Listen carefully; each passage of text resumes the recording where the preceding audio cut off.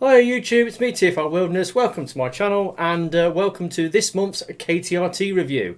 Yes, in previous years I used to buy 2 Korean toys a month and used to do 2 reviews a month, but unfortunately going through into this year 2021 I have some budget constraints, and I've had to reduce the amount of money I spend on bots every month, and part of this these cutbacks I only buy 1 Korean toy a month, but this month's Korean toy has come in and here is the review of it. So today I have got a review of a figure that I wanted to get last year, but because of Brexit and COVID, I never actually got around to buying it. And this year I've decided to look back at getting those figures that I didn't buy last year, but these days, well, yeah, again because of Brexit and COVID, same reasons, the UK pound is plummeting in value against other world currencies. There are numerous shipping delays. Things are all going up in price, and buying Korean toys off eBay just isn't financially viable anymore because there just isn't the selection out there and the prices are just going through the roof. So I'm having to look for other avenues to get my Korean toys, and there are a few Korean websites where you can purchase these. Gmarket and 11th Street amongst them, and I have accounts with both because I've bought from both of them previously. Unfortunately, Gmarket, for whatever reason, they refused to, or they stopped supporting the UK pound currency. So when you go to the currency selector, the UK pound's not on it. I don't know why that is, and I don't want to be paying for things in US dollars, even though it's not really a problem with a PayPal account. You can pay in any currency you want, but so I don't really go to Gmarket really, and also I've had quite a few of their parcels get customs hits. So the only real viable option I've got is 11th Street, and now I have bought a few items from 11th Street before. Bought some last year, did reasonably well, but then 11th Street parcel I bought before this one got a customs hit. And the thing with 11th Street is they declare the value of the goods and they send it as merchandise. And they also, apparently, because of this double shipping thing that they've got on these Korean sites, they ship it nationally within the country of Korea. Like, they send it from the customer to the distribution centre, and then the distribution centre repackages it and sends it across to the international address. Kind of like that global shipping program that Pitney Bowes runs in America for eBay. And what they do is they declare the true value, and they also inform UK customs that this is how much it is if you want to charge it. So the likelihood of these packages getting a customs hit is very high. So everyone I buy from this site, I'm going to run the risk of getting bitch slapped by a customs hit. But this one got through unscathed. I was very surprised. I mean, I ordered it on the 1st of the month. They apparently dispatched it on the 3rd, and it arrived on the 9th. So 6 days from Korea, I was surprised. It absolutely sailed through UK customs, going by the tracking code. And like I said, it arrived on the 9th, and I thought, wow, I wish I'll get some more 11th Street purchases like that. But I bet you any money, I've used up my one and only, all my 11th Street luck for package shipping. I've used upon this one package. So the next package I order from 11th Street, it's going to get the whole 9 yards. It's going to get delayed. It's going to get slapped with an import fine, the whole 9 yards. And I'm looking at getting quite a big expensive figure next month. So yeah, that might not go well. So what have I got? Now, this guy is one of the figures from Wave 1 of Tobot V Season 2. That came out last year or the year before, or was it back into 2019 or was it early 2020? One of the two anyway. So there was 3 figures that came out. You had 2 cars and a plane, and looking at those 3 figures, I want to get the 2 cars. I'm not really bothered about the plane. Silverhawk, the plane just doesn't work for me. I'm not really interested in him, but the 2 cars, I do want them very much.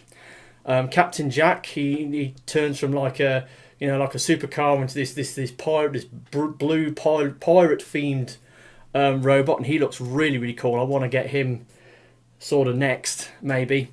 But the other guy is a guy called Leo Kaiser. Now, Leo Kaiser is a name that's been used in Transformers in the past, but they're using it here. And Leo Kaiser transforms into a custom muscle car, like a 1960s muscle car. And I love his alt mode. And his alt mode, to me, looks very, very similar to a famous, celebrity car from America. But before we get into that, let's have a quick look at the packaging. Right, so here's the box. Now, obviously, it's a typical Korean box. It's big, it's chunky, it's got a big, big plastic window, and it's got a plastic clamshell inside, which the figure goes in. Now, these are made by Young Toys, which is probably the biggest, toy producer in Korea. But their rivals, Choirock or Sonocon, Choirock, they are now making packaging where they're making it more environmentally friendly, i.e. they're doing away with the big plastic window, and the figure inside comes in like an egg box, kind of like cardboard girdle type thing, which it fits in. A lot more environmentally friendly packaging, whereas Young Toys are still persevering with the excess plastic on their packaging. Yeah. Nice to see if they sort that out in the future. But still, it's a decent box. It's nice and sturdy. It's got that foil backing in the back. You can see it's reflecting my lights. And it's got the thing on the bottom where Mr. KR Brickbot likes to point out, oh, this thing came out in such and such a month. Yes, it came out in June 2020. So, there we go. It's okay. It's a box. Yeah, on the floor. You get instructions with it, obviously. And then you get the guy himself. Now, I've got him in alt mode. Look at this. Look at this. Isn't that gorgeous? I mean, obviously he's got the toe key hanging off the back. That's the only sort of blemish on this car mode. But love the look of this car mode. Looks like a customized, sort of 1960s muscle car. Now, I think personally that this car bears a striking resemblance to the Ken Block Unicorn. It's a twin turbo customized Mustang that he used for his Gymkhana cars, and he also uses it for sort of races. And it's recently been taken out of traffic because I think the engine was getting a bit tight, the running gear was getting a bit tight on it. But it's a four-wheel drive twin turbo dropped and lowered Ford Mustang. Now, I like to think that this looks a lot like it, and just to prove my point, here's a picture of the two cars together. Now, do you see what I mean? I mean, okay, this thing is not a Ford Mustang. It's got, detailed differences on the grille. The window line's slightly different, and obviously the back's totally different because it's got the toe key on the back. But when you actually look at the proportions of the car, it's been lowered.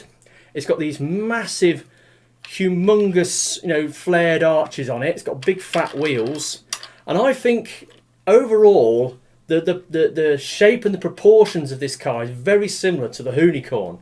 And I would love to see somebody else get one of these and customise it to look like Ken Block's Unicorn. And then when it transforms into robot mode, it looks like Ken Block in a racing suit. That would be an amazing custom to do with this figure. But I just thought I'd point that out. I mean, I have seen a few reviews and nobody else seems to have made the connection between this car and the Unicorn. But I'm doing it here. Right, so yeah, it's got lovely, nice, shiny plastic, as most Korean toys do. It's got real big, chunky, pinned wheels. It rolls beautifully. It's got these nice detailed scoops on the bonnet or the hood. It's got sort of silver lining around the windows. It's got body details on the side. It's got like a rear view mirror. It's got a door handle.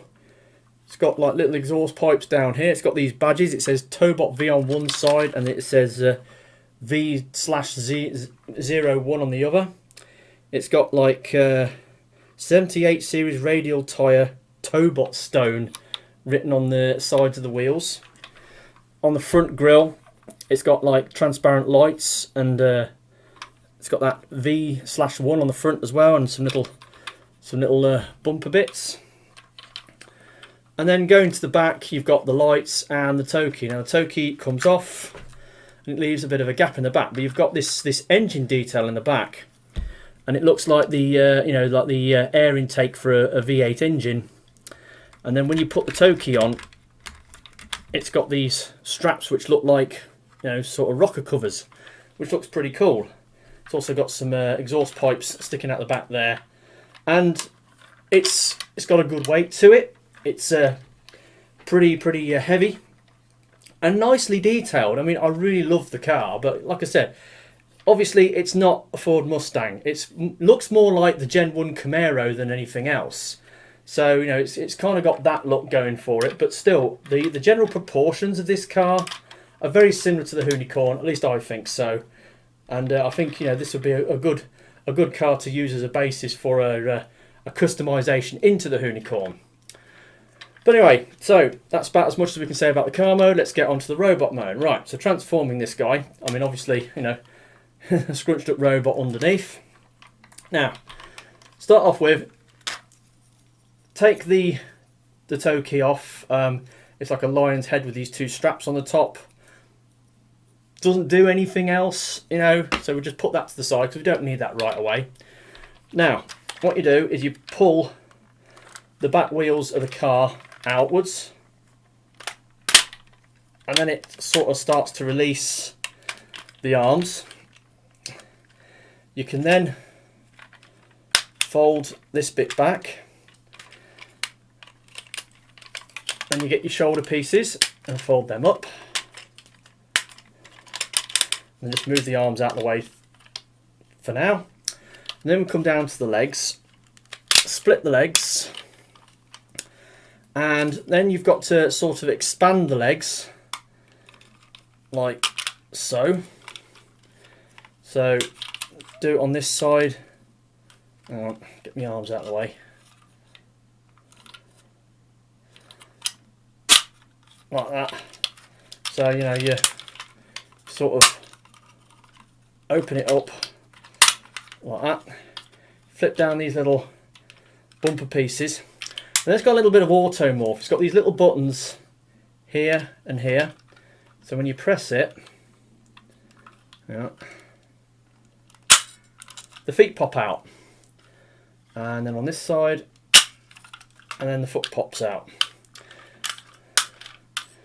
There's his legs, and then the only bit left is to flip out his fists. So on the inside of the arms, you've got the fist here. You just sort of fold it round and fold it out, and do the same on the other side. And you can move this out of the way so you can see it better. Flip that round. And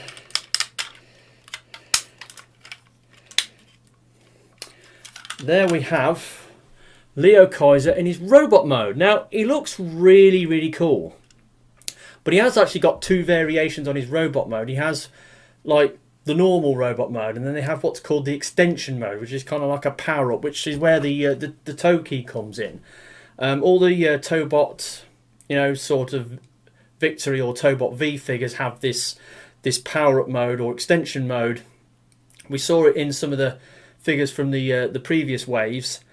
But in Season 2, they've got these tow keys which fit onto the chest of the robot, and then gives it a power up and the extension mode, and extra bits pop out. But we're just looking at the basic robot for now. He's pretty colourful, a lot of red going on. You've got some sort of silver, white and grey accents. He's got the wheels on his shoulders, the other wheels are down on his legs.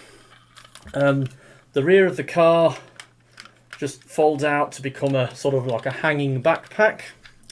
The head sculpt is pretty neat. He has got these sort of slash marks. He's got a slash mark on his cheek. He's got a slash mark there, which you probably can't see because my lights are blurring it out. There's one on there as well, and there's another one on the leg. Another aesthetic choice they've made with this, because he's based on a lion, like the Toki, like the head of a lion. He's got all these like lion teeth motifs.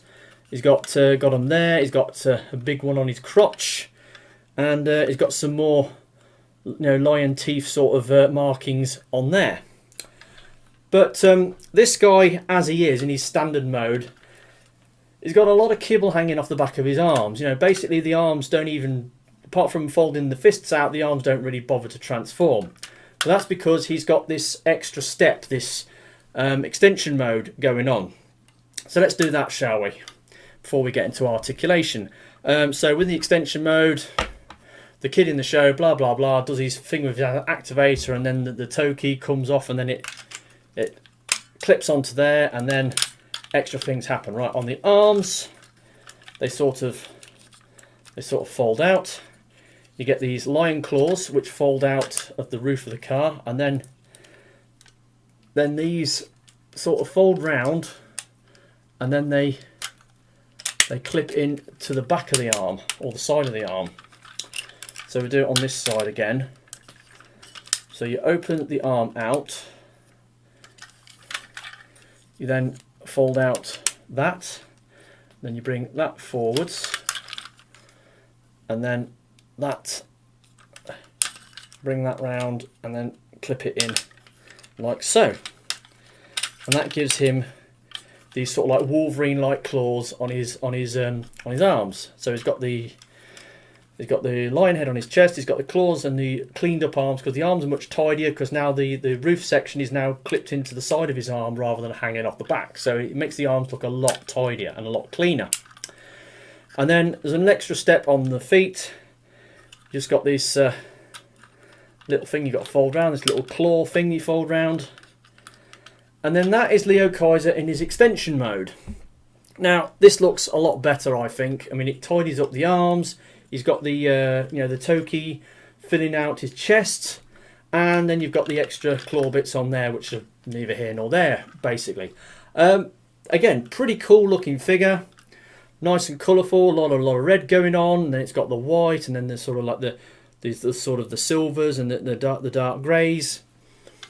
It looks really cool. Now, articulation. This is a Tobot. Tobots generally don't have what I refer to as intermediate articulation, like waist joints, bicep swivels, thigh swivels, ankle tilts, that sort of thing. We take that stuff for granted on Transformer figures, but on figures like this, no, they don't tend to do it. You just get your basic, sort of shoulders, elbows, hips, knees, and maybe a head if you're lucky, because a lot of Tobots have fixed heads.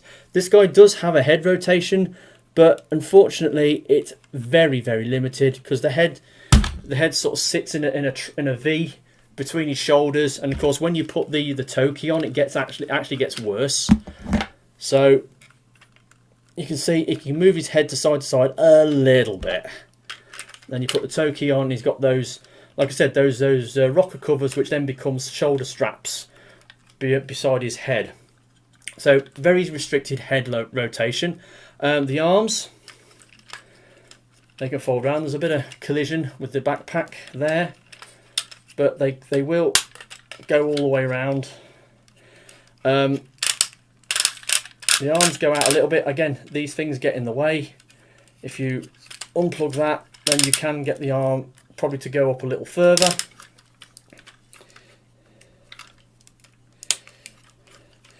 Elbow. 2 clicks to 45 degrees.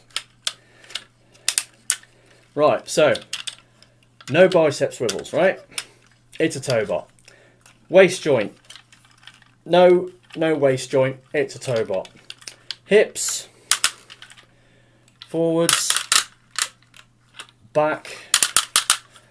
Okay. And then beautiful spread, as Jobby the Hon might say. Now, also the proportions on this guy are a little odd. You can see he's got these very, very short thighs and these super long shins. And that means his knee joint is virtually up in his arse. So knee joint goes to, again, about 45 degrees. So very restricted knee joint. And yeah, nothing on the feet. So that's your articulation. Very, very basic, simple, limited articulation, which is a shame. But then again, it's a Korean toy. They do that. But he's a decent size. He's nice and weighty. And I forgot to get him down. Size comparison with Combiner Wars Leader Class. And as you can see, he's like a head shorter than Combiner Wars Leader Class. It has to be said that these new Tobot V Season 2 figures, or Tobot V figures in general, are slightly shorter than Tobot figures of the past. I mean, Tobot figures of the past would be a full-on Leader Class size. These new ones are slightly shorter, and Hello Carbot seems to be going down the same route, making their sort of, you could argue, like their leader, or, well, their normal sort of figures slightly shorter than figures of the past. Which is a bit of a shame, really, but apart from the usual limitations that this toy has, it does make up for it, like I said, in its aesthetic cues.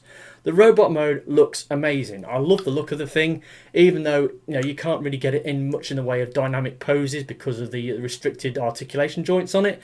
But it does look really cool, and I love the alt mode. The alt mode looks amazing, and yeah. I think the alt mode is worth price of admission myself. So there we go. That has been my review, my Korean toy review for this month of Tobot V Season 2 Leo Kaiser. He's pretty good. If you can get him for a decent price, he's well worth a punt. But because of the way things are in the world, buying toys from Korea, it's an expensive game. You run the risk of paying through the nose for the things. And there's always a chance, you might get an unwelcome customs hit on them, which makes the price even more unreasonable. So that has been me.